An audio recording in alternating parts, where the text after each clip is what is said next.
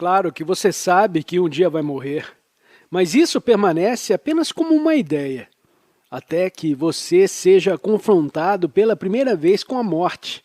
Ela pode chegar através de uma doença grave, de um acidente que atinja você pessoalmente, ou da morte de um ente querido. Nesse momento, a morte entra em sua vida e você toma consciência de que é um ser mortal. A maioria das pessoas procura ignorar esse fato, mas se enfrenta a realidade de que seu corpo é passageiro e pode acabar a qualquer instante, você consegue separar sua forma física do seu eu. Quando admite e aceita a natureza fugaz e passageira de todas as formas de vida, você é invadido por uma estranha sensação de paz. Ao encarar a morte de frente, sua consciência se liberta até certo ponto da identificação com a forma física. Por isso, os monges de algumas tradições budistas costumam meditar no necrotério, em meio aos corpos dos mortos. A cultura ocidental ainda nega amplamente a morte. Até as pessoas idosas procuram não falar ou pensar na morte, e os corpos dos mortos são mantidos à distância. Uma cultura que nega a morte torna-se inevitavelmente superficial, preocupada apenas com a aparência das coisas. Quando se nega a morte, a vida perde a profundidade.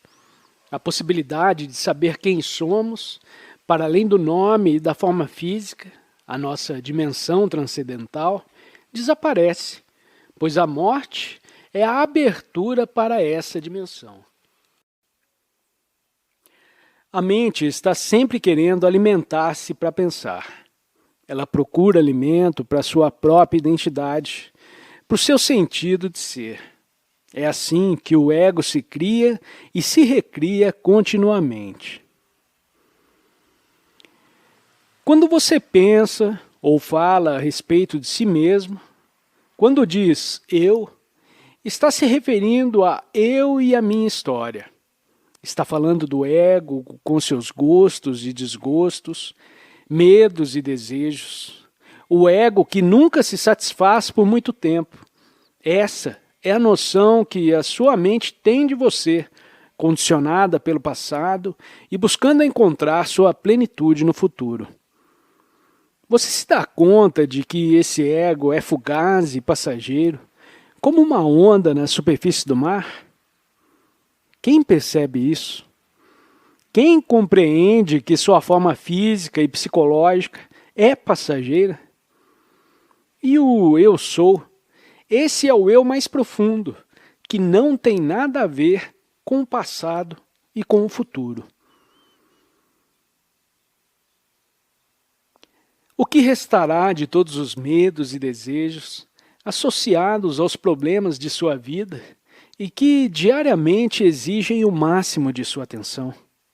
Restará apenas seu nome, gravado na lápide da sua sepultura, e as datas ligando o seu nascimento à sua morte.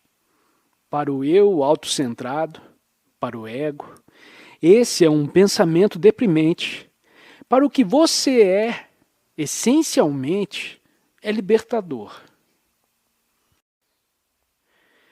O eu autocentrado tem também necessidade de se opor, resistir e excluir para manter a ideia de separação da qual depende sua sobrevivência. Assim, ele coloca eu contra os outros e nós contra eles. O ego precisa estar em conflito com alguém ou alguma coisa. Isso explica porque, apesar de você querer paz, alegria e amor, não consegue suportar a paz, a alegria e o amor por muito tempo. Você diz que quer ser feliz, mas está viciado em ser infeliz. A sua infelicidade não vem dos fatos da sua vida, mas do condicionamento da sua mente. Quando você anda numa floresta intocada, onde não houve qualquer interferência humana, vê muito verde exuberante, muita planta brotando, mas também encontra árvores caídas, troncos se deteriorando, folhas podres e, a cada passo, matéria em decomposição. Para onde quer que olhe, vai encontrar vida e morte. Se prestar mais atenção, vai descobrir que o tronco da árvore em decomposição e as folhas apodrecendo não só dão origem à nova vida, como estão cheios de vida. Há micro-organismos em ação. As moléculas estão se reorganizando. Portanto, não há morte em parte alguma dessa floresta. Há apenas a transformação da vida. O que você pode aprender com isso?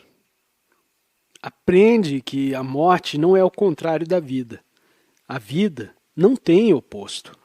O oposto da morte é o nascimento.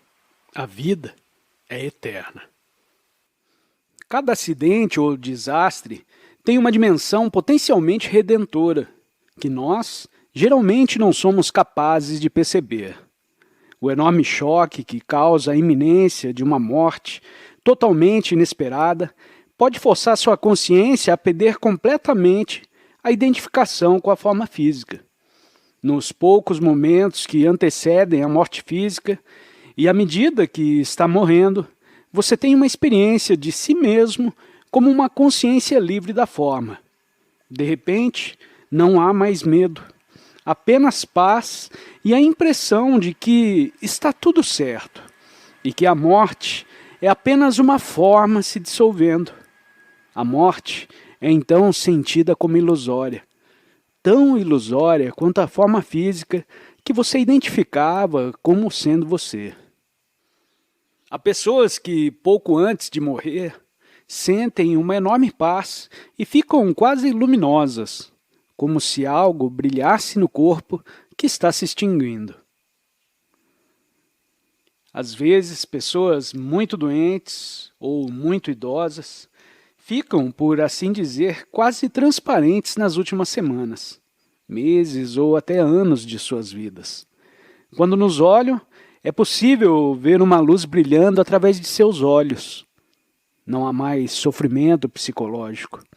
Elas se entregaram e assim o eu, autocentrado, se dissolveu. Morreram antes de morrer e encontraram uma profunda paz interior pela compreensão de que dentro delas existe algo imortal.